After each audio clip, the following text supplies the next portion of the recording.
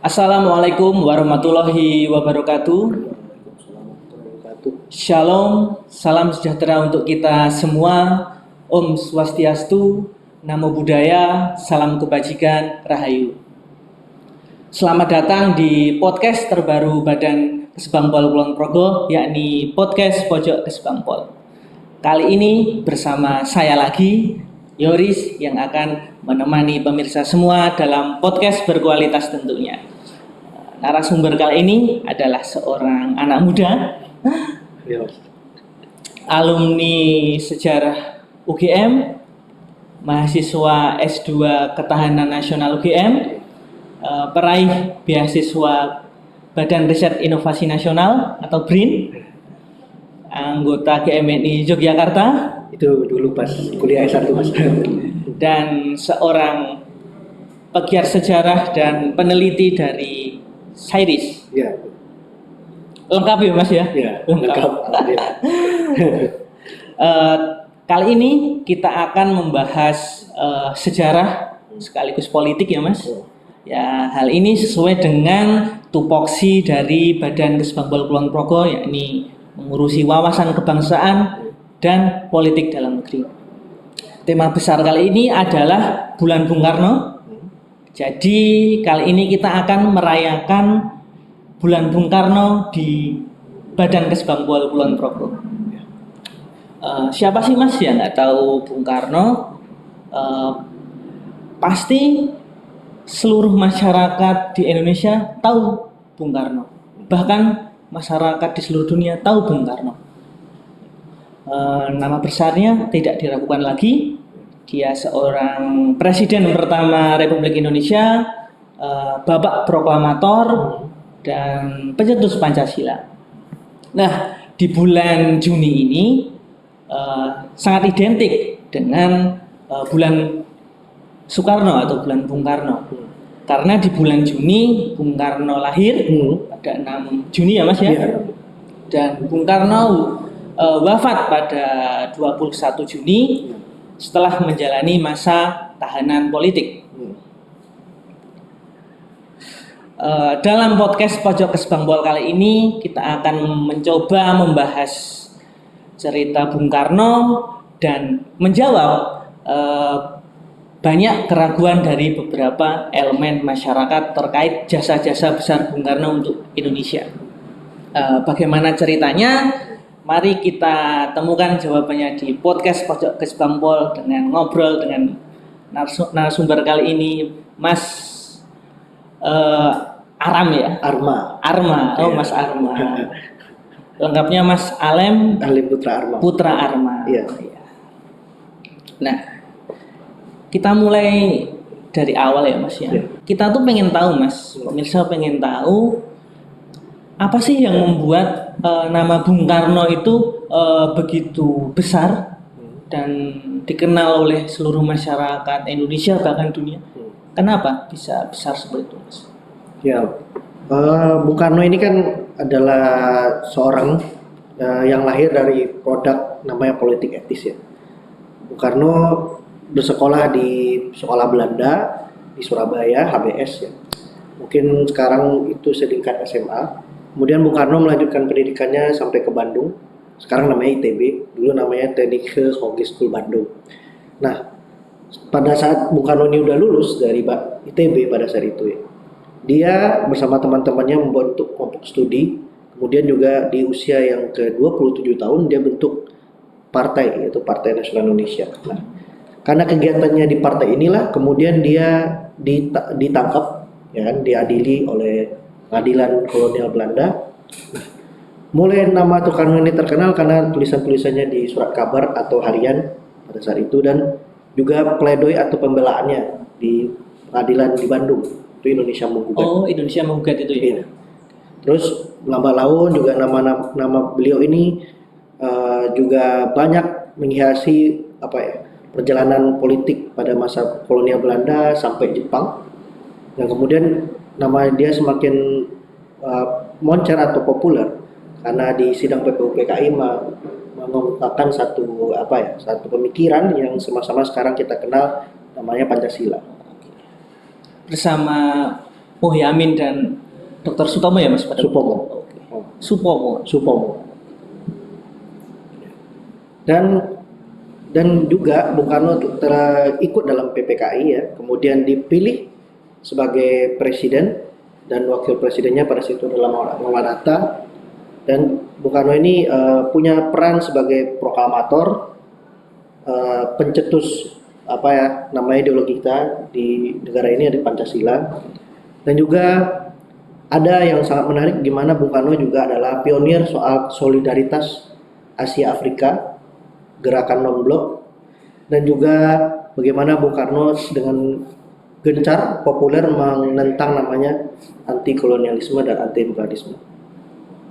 Mungkin itu yang membuat Bung Karno sendiri itu terkenal sebagai seorang pemimpin yang dalam negeri sangat terkenal, di luar negeri juga populer. Kalau di luar negeri berarti terkenal karena konferensi Asia Afrika itu ya Mas, salah satunya ya. Terus apalagi kalau saya ingat itu gerakan non-blok, gagas gerakan non-blok. Dan bahkan pernah keluar dari PBB ya Mas. Nah, itu kontroversi. Bagaimana Bung Karno dulu pernah membuat Indonesia keluar dari keanggotaan PBB. Nanti yang bahasan dalamnya nanti. Awal-awal dulu yang ringan. Kemudian kan Mas, di buku sejarah kita itu kan tertulis Bung Karno lah pencetus Pancasila. Namun saya tuh ingat Mas pernah ikut diskusi namanya Sinau Pancasila yang diselenggarakan oleh salah satu instansi pemerintah. Nah, salah satu narsum itu secara gamblang menyebut Mas, kalau Bung Karno itu bukanlah pencetus Pancasila, tetapi dia kayaknya lebih condong ke Muhammad Yamin kayaknya. Nah, saya pengen tahu Mas, kenapa ada elemen masyarakat yang meragukan Bung Karno sebagai pencetus Pancasila Mas?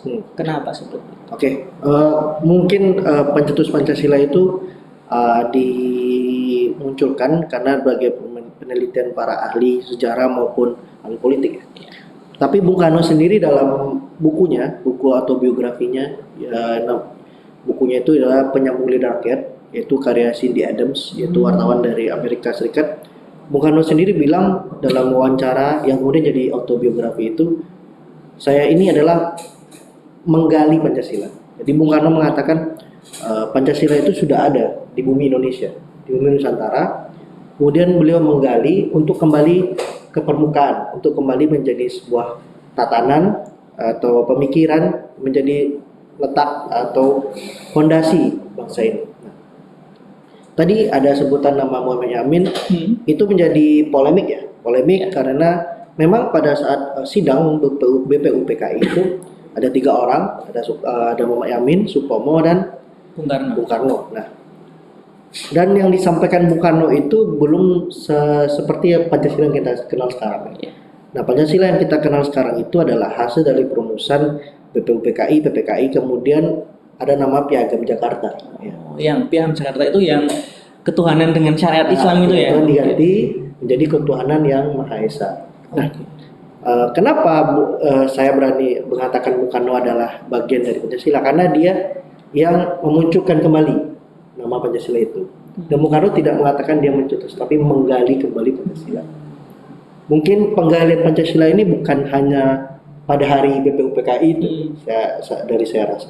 Jadi Bung Karno kan banyak dengan lintasan politiknya, dia di ND dibuang, dia dibuang ke Bengkulu. Mungkin dalam perjalanan politik dia dibuang oleh Belanda itulah dia mulai menggali pemikiran-pemikiran yang cocok untuk bangsa Indonesia ketika merdeka. Dan sampai sekarang kita masih menggunakan Pancasila ya, sebagai bagian dari landasan, sebagai bagian dari fondasi bangsa Indonesia. Tapi kenapa Mas kok ada gitu masyarakat Indonesia sendiri yang meragukan jasa Bung Karno terkait pencetusan nama Pancasila itu? Kenapa? Ya, mungkin kadang cenderung adalah sebuah kesubjektivitas ya. Bagaimana Soekarno ini sendiri kan secara politik haluannya nasionalis. Memang kaum nasionalis digambarkan melalui Bung Soekarno, ada beberapa kelompok-kelompok yang mungkin tidak setuju ya. Ya. Memang dalam sebuah isu sosial maupun setuju dan tidak setuju itu adalah relatif. Ya. Tetapi kalau dalam sejarah, adakah bukti otentik dan bagaimana seseorang itu berjasa? Ya. Soekarno sendiri jelas dia mengikuti BPUPKI, dia mengemukakan idenya yang kemudian menjadi Pancasila. Nah, saya rasa hal ini tidak perlu diperdebatkan lebih panjang. Karena toh kita tahu dari sidang itu kemudian dari Piagam Jakarta sampai Pancasila kita menggunakan hari ini itu ada jasa-jasa Bung Karno. Terlepas dari orang setuju tidak setuju, namun realitanya dan faktanya sudah ada. Ya, dokumennya juga ada gitu. Bahkan kita sendiri memperingati ya kan sekarang tanggal 1 Juni sebagai Hari Pancasila. Terus saya tuh pernah baca artikel Bung Hatta tuh pernah mengirim surat ke anaknya Bung Karno. Kalau nggak salah Guntur. Itu surat itu tuh berisi testamen politik Bung Hatta. Isi suratnya tuh menyebut kalau Bung Karno lah pencetus Pancasila gitu. Kenapa Bung Hatta sampai menulis surat seperti itu, Mas? Apakah untuk menjawab keraguan itu atau bukan? Ya, mungkin karena itu Bung Hatta itu mengirim surat kepada anak pertama Bung Karno, Guntur Soekarno Putra, itu mungkin sebagai sebuah fakta atau sebagai sebuah penguat bahwasanya Bung Karno itu adalah pencetus Pancasila atau penggali Pancasila. Kalau mungkin orang-orang tidak setuju dengan kata pencetus, mungkin kita pakai penggali. Nah, Hatta sendiri kan adalah sahabat dekat, sahabat karib. Ya, walaupun di akhir masa jabatannya Soekarno sebagai presiden, dia mundur dari wakil presiden. Nah, tapi Hatta tentu dia mengikuti dan ikut dalam perumusan dasar negara ini. Dia terlibat di BPUPKI, PPKI, dan banyak juga awal-awal negara ini berdiri itu banyak Hatta juga terlibat, dan dia tahu persis bagaimana Soekarno itu memberikan sumbangsi untuk negara ini. Nah ini Mas, kan ngomongin Pancasila kan juga era sebelum kemerdekaan ya. Ini kita juga mau pengen tahu kenapa masih ada orang juga Mas yang membuli Bung Karno. Itu terkait waktu pendudukan Jepang. Nah, di medsos itu kan saya pernah lihat ya Mas, baca Bung Karno itu dibully. Bung Karno itu Mandoro Musa gitu. Iya, ada fotonya gitu. Iya, Bung Karno jadi Mandoro Musa. Terus pro dengan kolonialisme Jepang gitu. Kita pengen tahu Mas, kenapa Bung Karno melakukan itu dekat dengan Jepang dan malah menjadi buliannya Mandoro Musa itu kenapa? Ya, memang banyak beredar foto Bung Karno yang seperti berbaju mandor ya, pakai topi kayak topi mandor tapi ya. Kita lihat juga konteks pada masa itu. Jepang pada masa itu kan ikut dalam Perang Dunia Kedua. Jepang berhasil menduduki Indonesia, ya kalau bisa dilihat itu Asia Tenggara, termasuk Indonesia di dalamnya. Nah, Jepang ini membutuhkan tenaga rakyat dan sumber daya alam daerah yang ditaklukkannya. Agar rakyat itu percaya dengan Jepang, Jepang mempergunakan atau bahkan ingin bekerja sama dengan para elit-elit daerah atau elit-elit juga nasional. Nah, Soekarno pada saat itu ingin menggunakan itu. Awalnya Bung Karno ini dia ceritakan juga dalam buku autobiografinya. Dia ingin memanfaatkan ini sebagai bagian dari upaya Indonesia merdeka. Walaupun nanti Soekarno, Hatta, dan beberapa tokoh nasional kita lainnya itu tergabung dalam PUTRA, Pusat Tenaga Rakyat, yang membuat banyak perekrutan atau pengambilan banyak pemuda-pemuda di desa untuk bekerja. Dan ada yang foto yang sekarang viral ataupun masih banyak di media sosial itu adalah foto Bung Karno ketika mengunjungi Bayah. Bayah itu daerah di Banten, sekarang Banten. Nah, itu juga ditulis Bung Karno bahwasanya Bung Karno itu juga sedikit menyesal karena dia mengorbankan rakyat itu ada di buku autobiografinya. Maksudnya dia mengatakan saya lah kurang lebihnya saya mengirimkan banyak rakyat itu menjadi pekerja-pekerja. Namun juga dilema. Karena pada saat itu kita tahu sendiri Jepang sedang dalam perang. Kalau dia melawan Jepang pada saat itu, kemungkinannya langsung dibunuh. Kita tahu sendiri Jepang cukup sadis kalau ketika dalam menjajah sebuah negeri. Katanya lebih sadis daripada pemerintah Hindia Belanda. Ya, jadi Jepang tuh langsung biasanya melakukan hukuman mati atau pancung. Nah, itu yang membuat Bung Karno dilema sebagai seorang pemimpin. Apakah dia ingin melawan tetapi bangsanya kemudian tidak merdeka, atau dia menjadi berkolaborasi. Kemudian juga karena ada satu hal, Mas, janji-janji kemerdekaan dari Jepang. Jepang kan menjanjikan kemerdekaan kalau seandainya Jepang menang dalam perang dunia kedua. Itu yang membuat ya bisa dikatakan awalnya Bung Karno ingin memanfaatkan strategi ini sebagai upaya menyatukan kemudian memerdekakan bangsa. Tapi dilemanya karena Jepang ikut perang dunia kedua, jadi hal yang tidak jadi mudah gitu. Kalau nggak salah tuh saya juga pernah baca kan, Mas. Ya itu adalah sebuah pengorbanan untuk mencapai kemerdekaan itu apa yang dilakukan. Dan saya tuh juga ingat pernah baca juga artikel kalau tidak cuma Bung Karno yang menjadi kolaborator Jepang, tapi ada Bung Hatta dan bahkan ada ulama Buya Hamka gitu loh, yang ikut ceramah di Sumatera nggak salah ya, untuk membantu Dai Nippon atau Jepang untuk memenangkan perang agar diberi janji kemerdekaan ya, Mas. Iya. Karena di zaman Jepang itu ada satu sendiri wadah yang dibentuk oleh Jepang itu MII namanya, Majelis Islam A'la Indonesia. Jadi Jepang sedikit memberikan peran kepada umat Islam terutama dalam lembaga itu. Makanya tadi beberapa ulama kita terlibat di sana. Oke.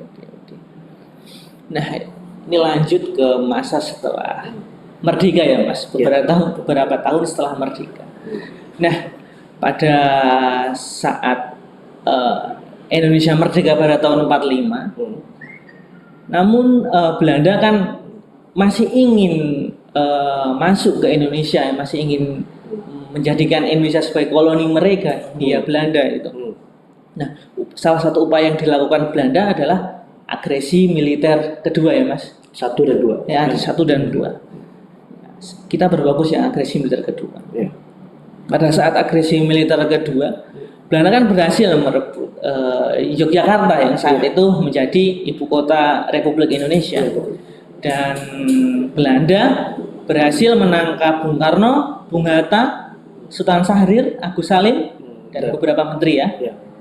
Nah, saya tuh karena saya pecinta sejarah ya, Mas, saya juga suka baca gitu. Saya pernah baca di Tirto nggak salah itu, Panglima Besar Sudirman atau Jenderal Sudirman itu tuh pernah mengajak Bung Karno untuk bergerilya saat ya Belanda menyerang Yogyakarta.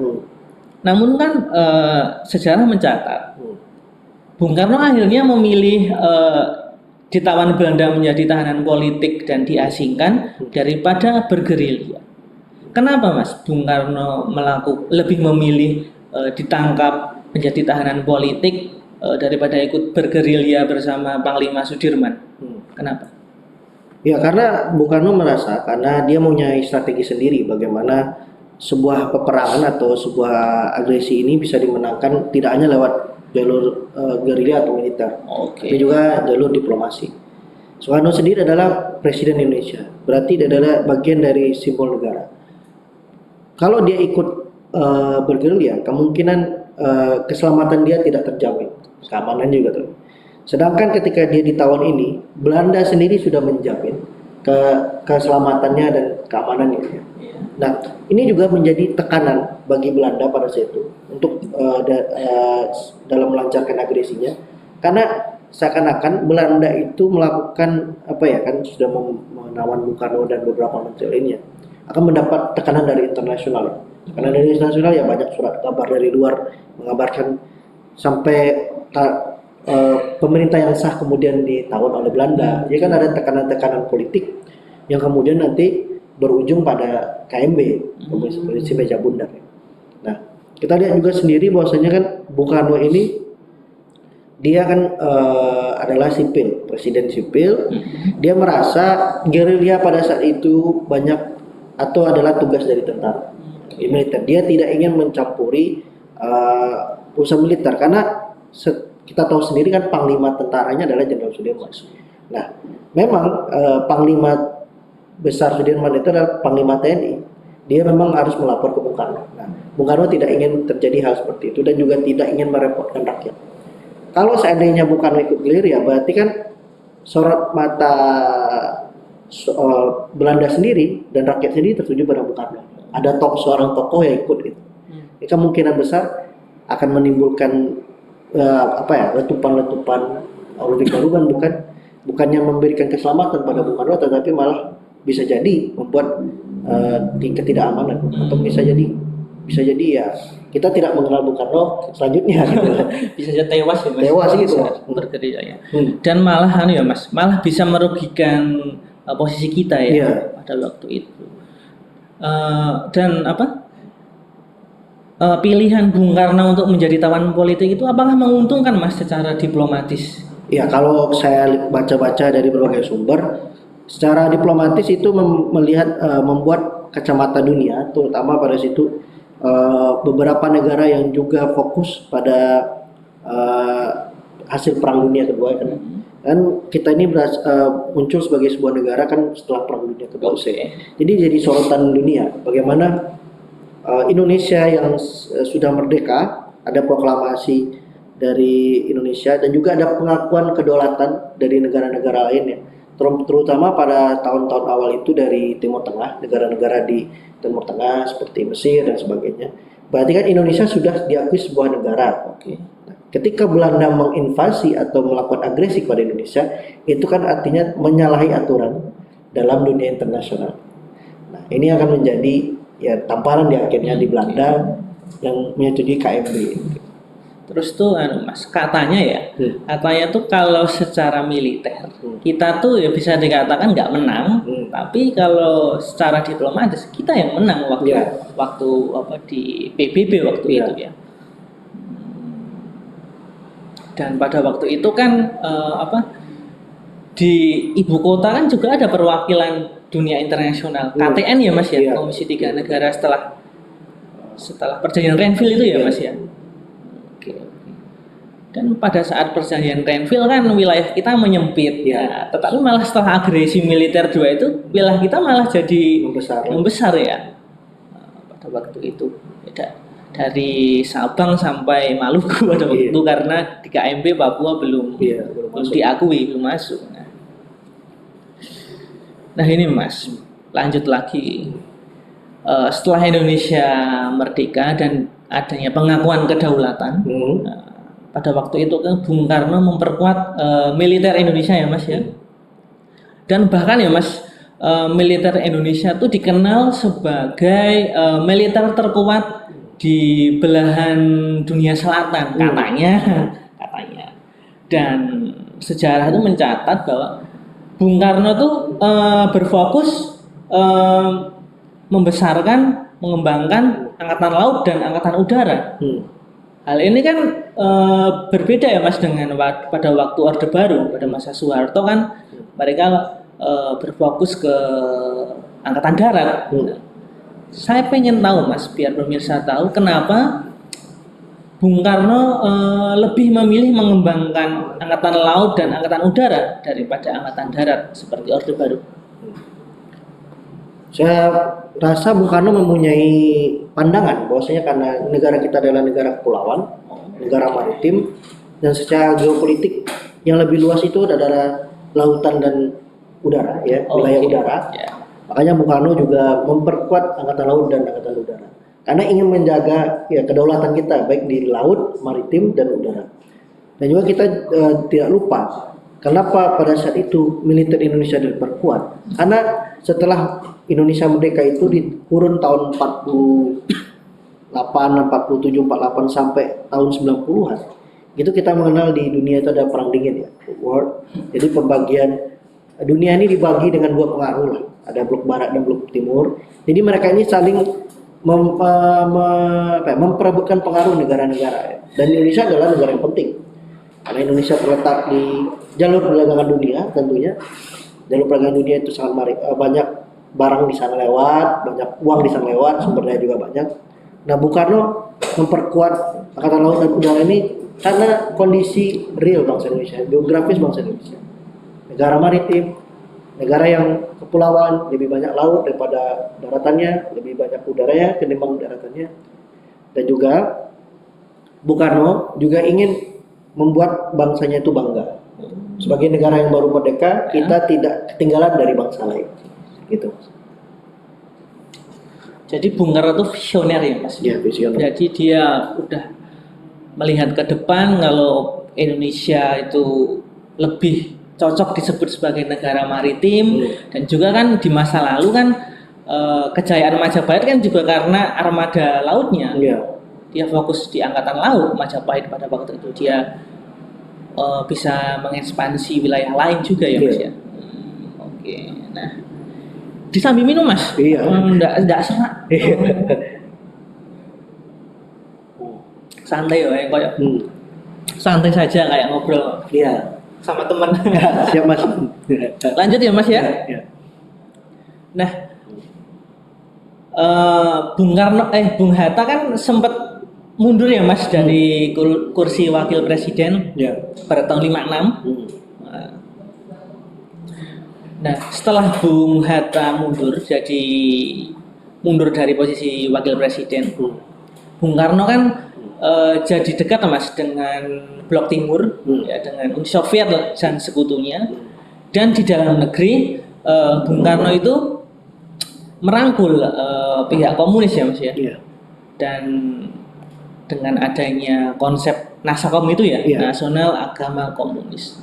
Kita pengen tahu Mas, biar pemirsa tahu kenapa pada waktu itu Bung Karno malah dekat dengan Blok Timur dan merangkul kaum komunis, dan ditambah dengan adanya jargon Nasakom itu, kenapa? Ya. Kalau bagaimana setelah Bung Hatta mundur itu, jadi pemirsa mungkin bisa baca di sini itu ada bukunya dan bagaimana surat-surat Bung Hatta kepada Soekarno. Di sini cukup lengkap. Gitu.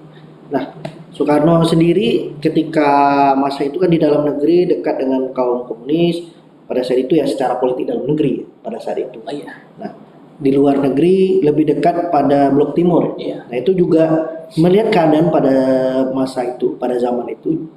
Nah, pada masa itu kan negara-negara di dunia ini banyak adalah bekas dari negara-negara yang dijajah oleh bangsa di Blok Barat. Ada yang dari bekas jajahan Inggris, Prancis, Belanda, ya kan, bekas jajahan ya negara-negara Eropa Barat ya, terutama. Nah, ada juga peristiwa politik yang terjadi, contohnya adalah separatisme pada saat itu, soal PRRI, Permesta dan berbagai macam itu terlibat negara-negara Blok Barat ini, Inggris dan Amerika. Nah, jadi PRRI, Permesta itu ada campur tangan pihak Barat ya? Iya, pihak Barat. Itu yang membuat Bung Karno merasa ini bangsa Blok Barat ini masih tidak terima nih, negara Indonesia ini merdeka. Nah, dan juga permasalahannya adalah soal bagaimana semangat anti kolonialisme dan anti imperialisme Bung Karno itu ada sedikit kesamaan dengan beberapa semangat di negara-negara Blok Timur. Nah, negara-negara Blok Timur dia cenderung tidak melakukan namanya imperialisme. Mereka kan menggunakan pakem ideologi sosialisme dan sebagainya kan. Nah, itu yang merasa Bung Karno merasa lebih dekat ketimbang Blok Barat. Walaupun kita tahu sendiri kan, Bung Karno juga dekat dengan Amerika ketika ada Presiden John F. Kennedy. Nah, itu hal yang lain. Nah, dan juga Blok Timur ini tidak memberikan kerugian, malah memberikan keuntungan. Kita tahu sendiri beberapa proyek-proyek atau proyek-proyek mercusuar di masa sekarang masih kita lihat di Indonesia itu kan ada campur tangan Blok Timurnya, ya, terutama pada itu pemimpinnya karena Uni Soviet. Sekarang kita kenal Rusia, seperti Gelora Bung Karno, gitu kan. Itu kan secara konstruksi dan beberapa halnya mirip dengan stadion utama di Moskow. Jadi banyak hal Mas, yang membuat apa. Dan satunya lagi tadi angkatan udara dan angkatan lautnya juga dibantu oleh Uni Soviet pada saat itu dengan diperkuat dengan pesawat tempur dan kapal selam dan kapal laut. Dan yang digunakan untuk anu ya Mas, merebut Papua itu Ya, ya. merebut Irian Barat ya. Ya, jadi untuk merebut Irian dari tangan Belanda itu beberapa alutsista bahasa sekarang itu ya. Alutsista itu diperkuat dari blok timur ya, terutama dari Uni Soviet. Nah, kalau dalam negeri sendiri, nah ada kata mengenal namanya Nasakom. Nasakom itu kan adalah wadah yang dibuat oleh Bung Karno. Pada saat itu dia melihat ada 3 kekuatan besar dalam politik dalam negeri Indonesia, yaitu kaum nasionalis, kaum agama, ingat terlepas Islamnya aja, tapi juga kaum agama Kristen dan sebagainya, Islam Katolik, Hindu, Buddha, dan mungkin sekarang ada kemunculan kepercayaan, dan juga kaum komunis. Pada saat itu kita lihat konteksnya pada saat itu memang setelah tahun 55 pemilu nasional pertama kita dan juga nanti diikuti dengan pemilu pilkada di daerah, komunis ini dengan partainya yang terkenal yang tidak yang memenangkan nomor urut 4 Mas. Jadi nomor 1 dulu tahun 55 itu kan PNI. Oke. Mas Yumi nomor 2. Nomor 3 itu NU, partai. NU dulu punya NU punya partai dulu. Punya partai dulu ya. Dan yang keempat adalah PKI, Partai Komunis Indonesia yang mewakili kaum komunis pada saat itu. Nah, Bung Karno melihat kaum ini komunis itu adalah sebuah kekuatan yang besar. Kalau tidak dirangkul itu cukup berbahaya. Nah, Nasakom itu dibuat sebagai wadah. Perihal kenapa kedekatan dan sebagainya itu sebuah perdebatan ya. Kita tahu sendiri tahun-tahun segitu memang secara politik dalam negeri itu panas karena sebelumnya kan ada pemberontakan yang sangat banyak. Dan juga kan banyak juga hal-hal dan kebijakan-kebijakan yang juga dibincangkan. Terutama kalau undang-undang yang sekarang terkenal itu undang-undang agraria. Nah, undang-undang agraria sama nasionalisasi aset, aset perusahaan-perusahaan Belanda. Nah, lewat beberapa kebijakan dan peristiwa ini yang ikut juga kaum komunis ini terlibat. Makanya Bung Karno merasa semua kekuatan besar politik di Indonesia ini harus adalah untuk. Tapi walaupun ya nanti di akhir cerita di tahun 65 berbeda lagi gitu. Jadi gini ya Mas, ngomongin kedekatan Bung Karno dengan Blok Timur dan merangkul komunis di dalam negeri itu jadi nggak bisa dilepaskan dengan peristiwa Perang Dingin di masa lalu ya? Iya betul. Ya mau tak mau ya harus ada condong sedikit ke salah satu blok ya. Karena kan juga ada ancaman soal bagaimana Malaysia pada situ berdiri, diberi kemerdekaan oleh Inggris. Dan Bung Karno merasa itu adalah bukan merasa lagi, tapi Bung Karno melihat itu sebagai sebuah ancaman imperialisme gitu kan. Karena dari British Malaya menjadi namanya Malaysia. Gitu. Karena nanti kita kenal namanya Ganyang Malaysia. Ganyang Malaysia itu ya. Ini lanjut Mas.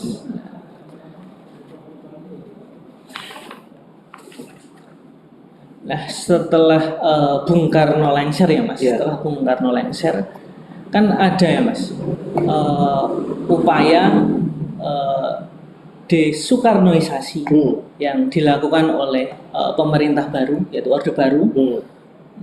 Kita tuh pengen tahu Mas, kenapa Orde Baru tuh melakukan upaya desoekarnoisasi itu Mas? Oke. Kita dudukan dulu ya definisi desoekarnoisasi itu. Yaitu upaya untuk meminggirkan atau menghilangkan peran serta Bung Karno dalam kehidupan sosial politik dan kehidupan aspek kehidupan lainnya. Ya berarti menghilangkan peran. Berarti ada muncul juga beberapa penghilangan nama atau mengganti nama tempat menjadi nama yang lain. Jayapura sendiri dulu ya di Papua, kuasanya itu namanya dulu Soekarnopura, kemudian mengganti ya dengan namanya peristiwa politik yang terjadi antara pemindahan kekuasaan dari Bung Karno ke Soeharto. Ya kalau ada beberapa ahli di di Amerika, Indonesianis itu, dan Profesor Asyiwaman Adam mengatakan dalam bukunya itu kudeta yang merangkak. Gitu. Kudeta. Jadi Soekarno turun ke Soeharto itu kudeta merangkak, kata para ahli ini. Tapi kita melihat bahwasanya desoekanisasi ini bagian dari upaya menghilangkan peran kalau menurut saya. Nah, apa-apa saja ya seperti perubahan nama. Dulu GBK itu sempat belum namanya nggak GBK Mas, tapi Senayan. Oh. Terus ganti GBK kapan? Ya nama GBK ini kemudian diganti oleh Presiden kita itu Ki Haji Abdurrahman Wahid. Oh. Dikembalikan namanya. Jadi bagi apa yang sudah dinamakan sebelumnya Gelora Bung Karno menjadi. Nah juga banyak hal ya kan. Tadi Pancasila dicetuskan oleh Muhammad Yamin. Nah, kan juga kita kenal dalam referensi-referensi di Orde Baru, banyak Pancasila itu dicetuskan Muhammad Yamin. Itu apa yang meragukan Bung Karno sebagai pencetus Pancasila itu kan ya Mas, salah satu upaya desoekanisasi ya. Desoekanisasi, maksudnya Bung Karno perannya kemudian menjadi hilang. Kan Mas, pada saat Orde Baru kan Bung Karno sudah wafat. Kenapa kok sebegitu takut itu sama Bung Karno? Mungkin apa ya, karena Bung Karno ini kan tipe pemimpin yang sangat dekat dengan rakyat.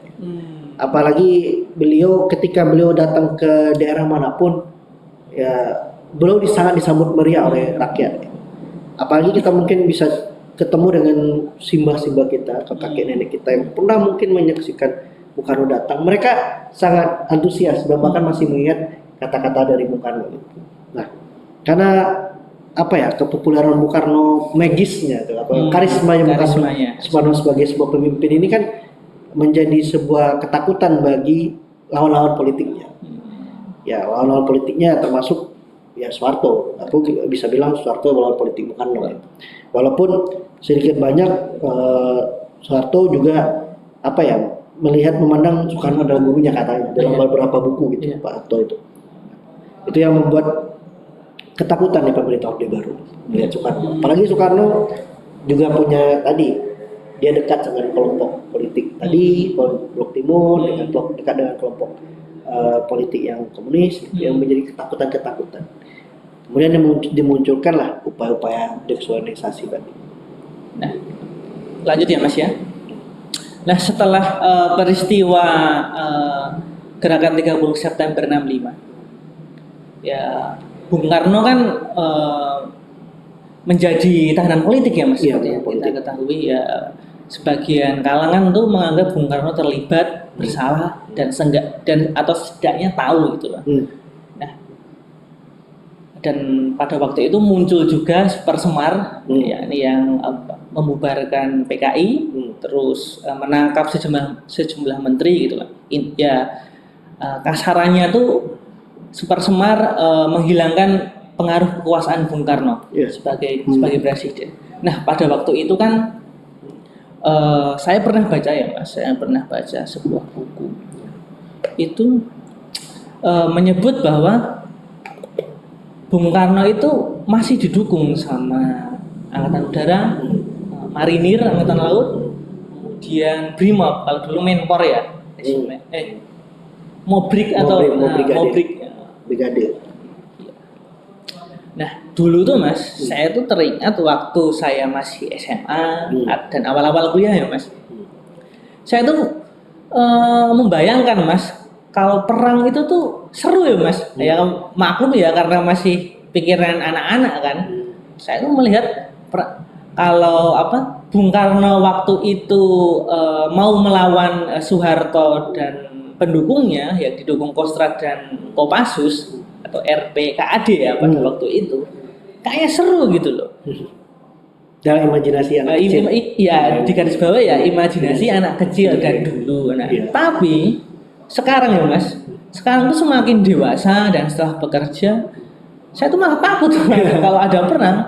Perang tuh susah, menyusahkan, membuat rakyat menderita. Nah, kita tuh pengen tahu Mas, kenapa pada waktu itu Bung Karno tidak mau melawan balik Soeharto dan TNI Angkatan Darat, khususnya Kostrad dan Kopassus.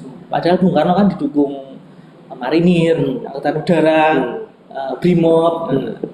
Kenapa Mas Bung Karno tidak mau melawan?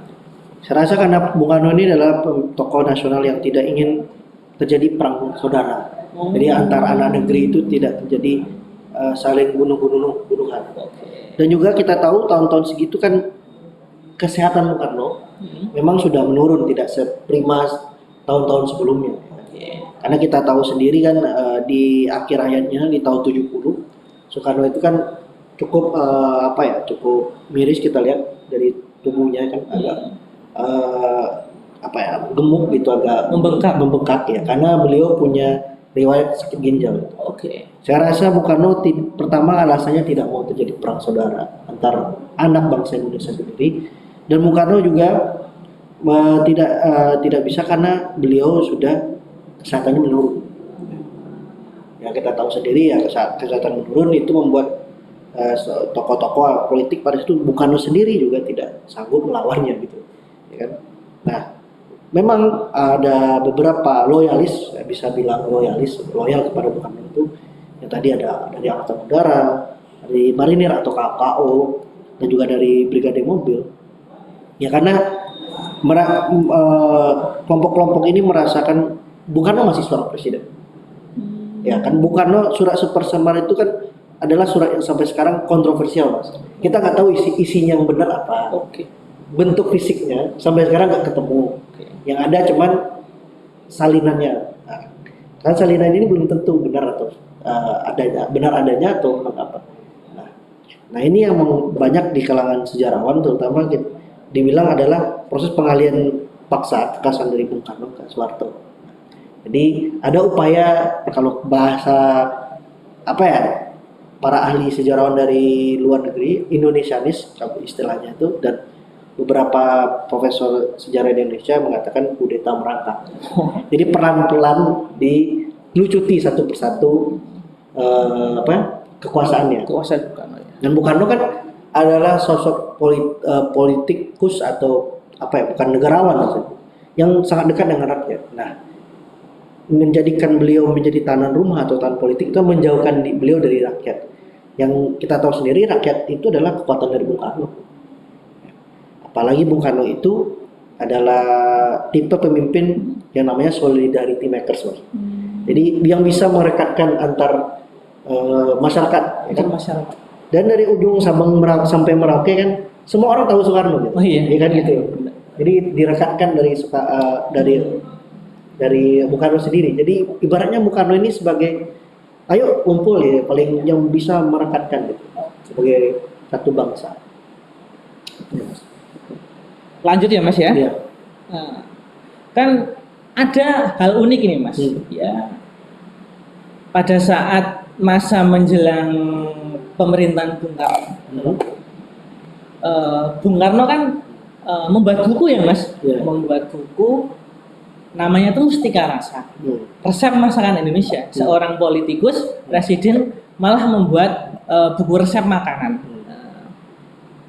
Kita pengen tahu Mas, kenapa Bung Karno membuat buku Mustika Rasa tersebut? Ya, itu adalah sebuah upaya Bung Karno dalam melihat bahwasanya bangsa Indonesia ini bangsa besar. Nah, jadi ada juga laporan dari PBB pada saat itu yang mengatakan memprediksi Indonesia akan mengalami krisis pangan yang parah. Jadi ada alasan tersendiri.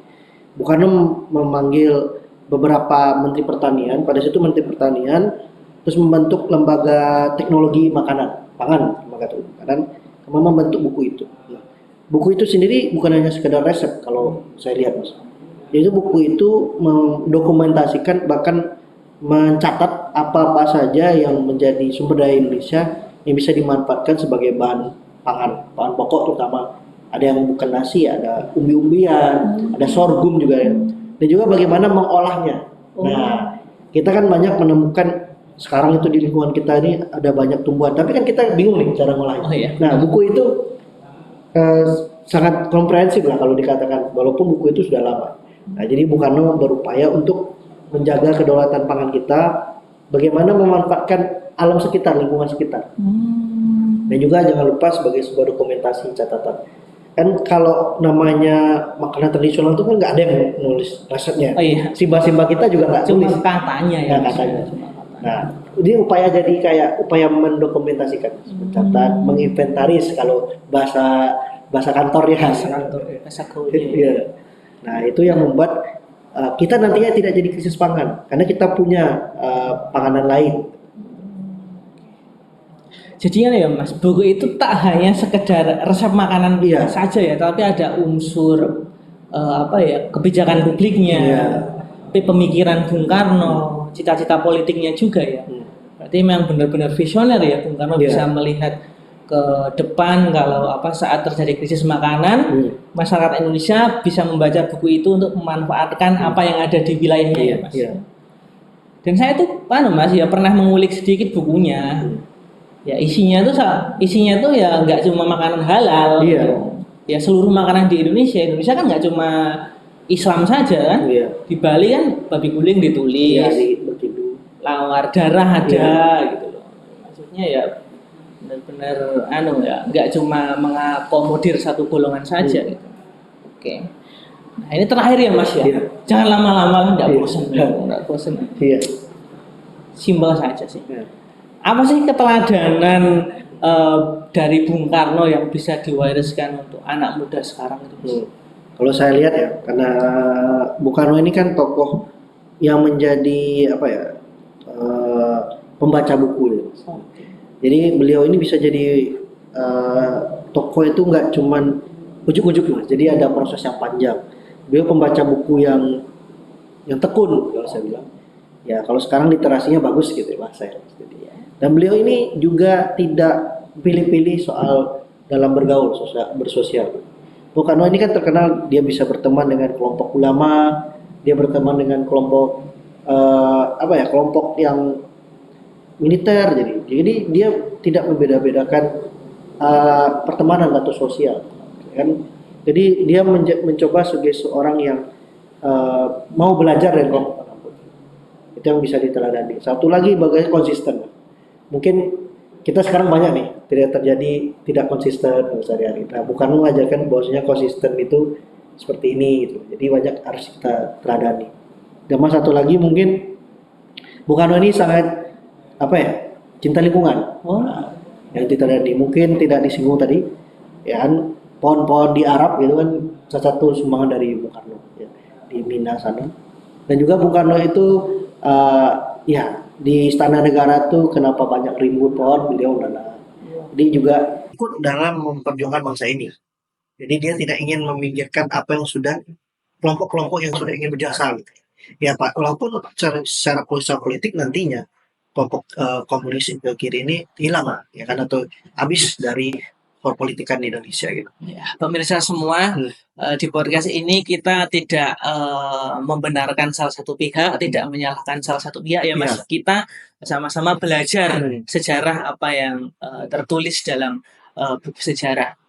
Ya, kita tidak bermaksud ya menyinggung salah satu pihak, tidak bermaksud menjelekkan salah satu pihak ya. Kita ya belajar sejarah ya apa yang terjadi. Iya, apa yang terjadi dan apa yang sedang dialami pada masa itu. Oke. Nah, ini sampailah kita Mas di penghujung acara. Perjalanan hidup Bung Karno benar-benar sangat menginspirasi untuk siapa saja, terutama anak muda di seluruh Indonesia, dan harapannya tentu saja untuk anak muda di Kulon Progo khususnya. Kita berharap agar anak-anak muda bisa seperti Bung Karno Mas ya, mewarisi ilmunya, mewarisi semangatnya itu. Dan ya berharap ada Bung Karno baru untuk Indonesia. Semangat Bung Karno ya. Apalagi Bung Karno mengatakan warisi api perjuangannya bukan abunya. Gitu. Dan jangan lupa Mas, ada pesan dari Bung Karno yang untuk seluruh masyarakat, jas merah. Jangan sekali-sekali melupakan sejarah. Karena dengan belajar sejarah kita akan belajar belajar untuk belajar dari kesalahan-kesalahan masa lalu agar tidak terjadi di masa sekarang dan masa depan. Wassalamualaikum warahmatullahi wabarakatuh.